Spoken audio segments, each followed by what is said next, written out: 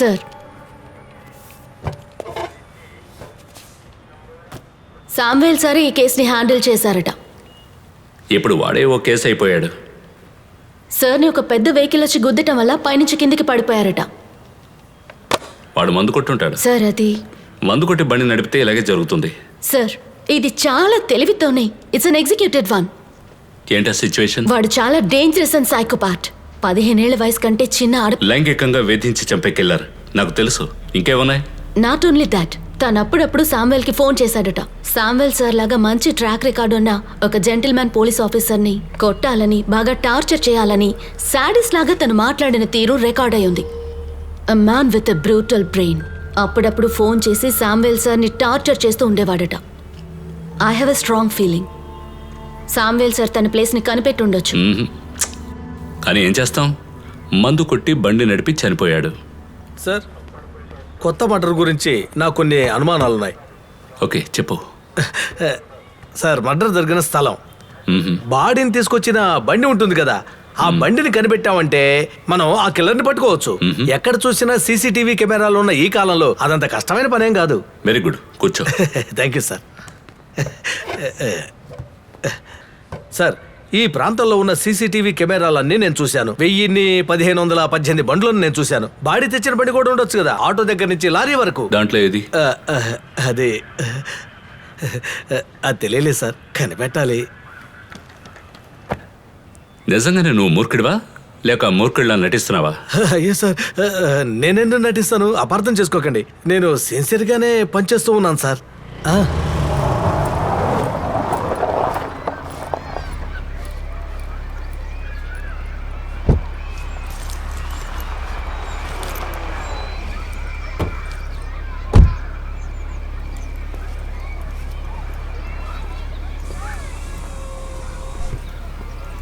సారా, పప్పాకి విషయం లేదే?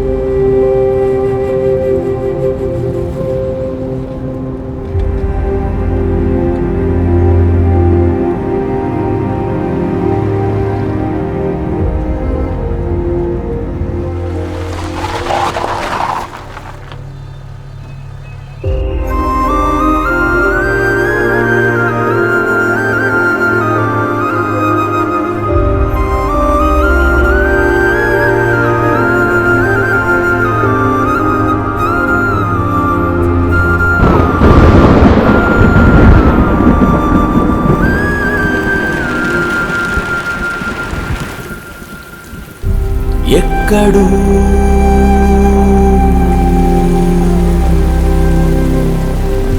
చిదిమెను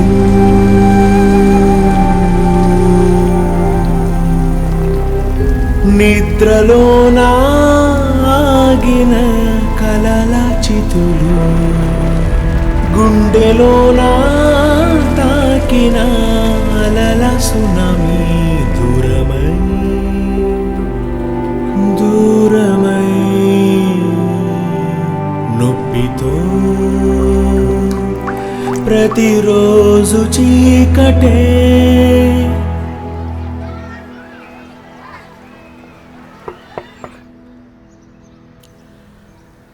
సల్మా ఎప్పుడు 4 గంటలకే ఇంటికొస్తుంది.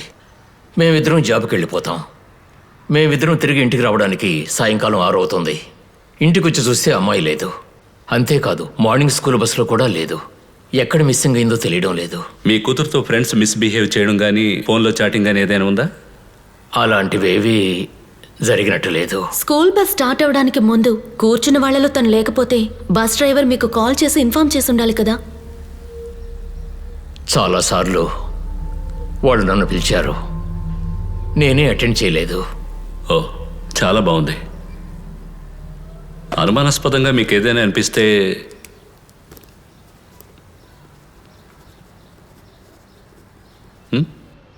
Call me.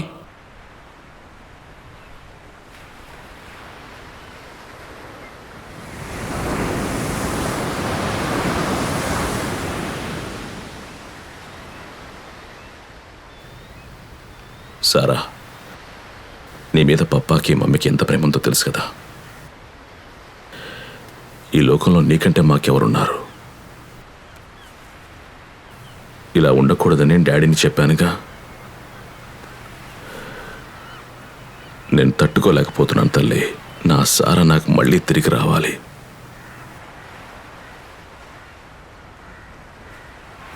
నిన్ను వదిలిపెట్టి నేను ఎక్కడికి వెళ్ళానమ్మా.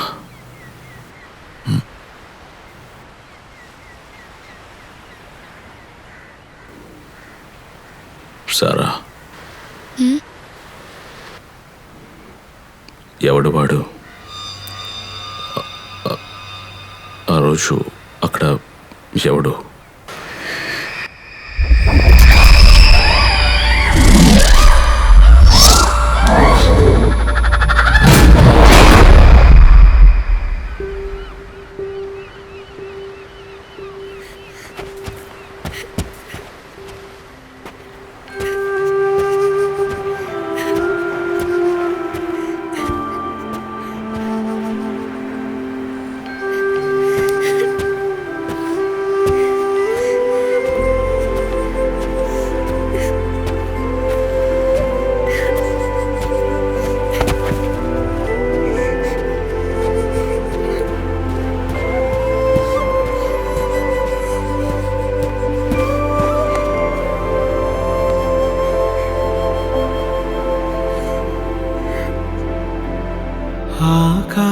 ఆకాశవీధిలో వర్ణమేఘమా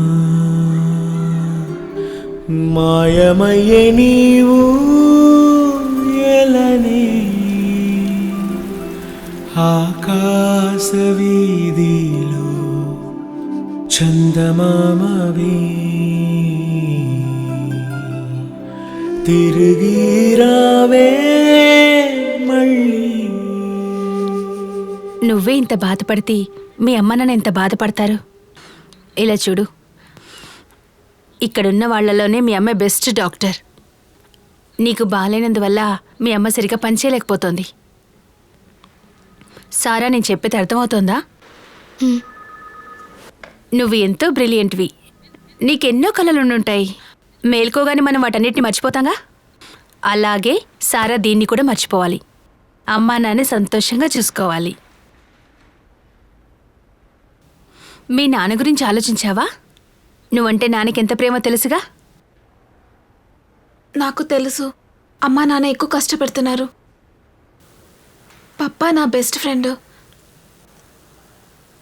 వాళ్ళంటే నాకు చాలా ఇష్టం.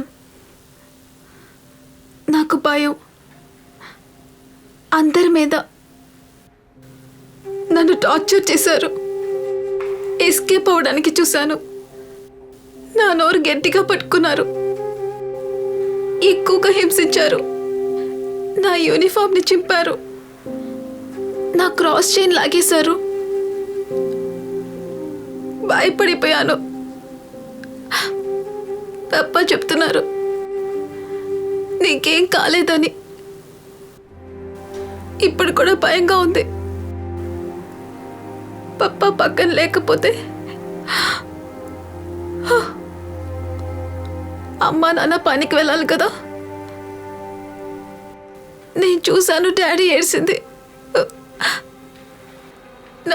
నన్ను తలుచుకొని మా డాడీ ఏడుస్తున్నారు.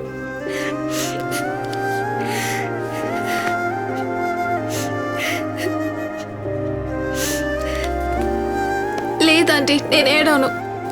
I know it's just nightmare. పప్ప మమ్మీని ఏడిపించను. పప్ప నాతో పాటు ఉండాలి ఎప్పుడు. లేకపోతే నా భయం పోయేంత వరకు. నాకేదన్నా అయిందంటే సూపర్ హీరో వచ్చి కాపాడతారని మా డాడీ చెప్పారు. కానీ నన్ను కాపాడడానికి మా డాడీ రాలేదు, సూపర్ హీరోను రాలేదు. నన్ను టార్చర్ చేసిన వాడిని శిక్షిస్తారు. మా డాడీ